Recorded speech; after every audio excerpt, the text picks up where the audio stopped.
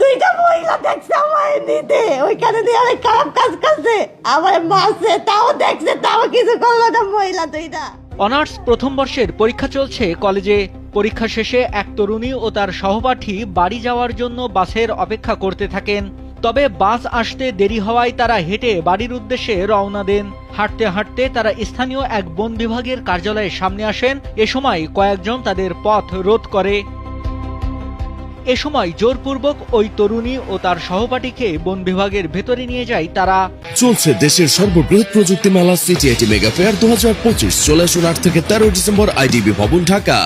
পরে তাদের মারধর করে মোবাইল ছিনিয়ে নেয় এবং টাকা দাবি করে।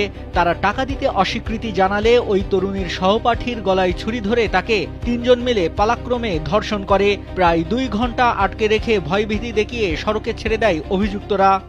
লেট হয়ে গেছে পরে সজীবে, ও আমার ফ্রেন্ড, ওকে কি তুই যদি একলা যাবি কিভাবে তোকে বাসা আমাকে বাসা একসাথেই যাওয়া যায়, তোর আমি নামাই দিব মনে। পরে আমরা গাড়ি পাই না, গাড়িটা আসতেছি, পরে একটা লোক বলে তোমরা এখানে দাঁড়াও, পরে ও দাঁড়াইছে, তোমরা কই যাইতেছো, পরে আমরা সব কিছু বাইঙ্গে কইছি। পরে ও আর কথাটা শুনে কেড়ে দিতে চাপো দেওয়া রাস্তায় আমার মারি, আমার টাইম দেওয়া, আমার টাইম দিয়ে একটা জঙ্গলের ভিতরে লেগে গেছে।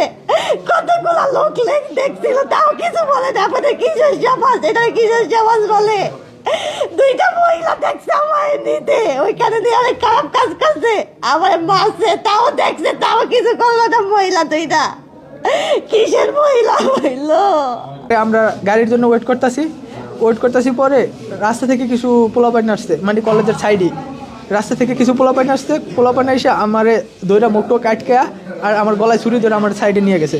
সাইডে নিয়ে যাওয়ার পরে আর আমার একটা ফ্রেন্ড ছিল, মেয়ে, ওই সাইডে ছিল, ওরে নিয়ে গেছে কই জানি, ওরে আমি আর দেখিনি ফার্স্ট টাইমে।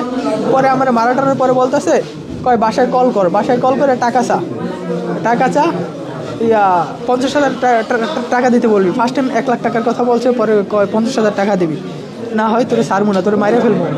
আমার বান্ধবীর সাথে ভাই ওকে অনেক সাইডে ভাই একটা মানে চিপা জায়গায় নিয়ে গেছে, ওর সাথে ভাই অনেক খারাপ কিছুই হয়েছে। 9 ডিসেম্বর সন্ধ্যায় শরীয়তপুর জেলা শহরের বন বিভাগ কার্যালয়ের ভেতরে এই ন্যাক্কারজনক ঘটনা ঘটে।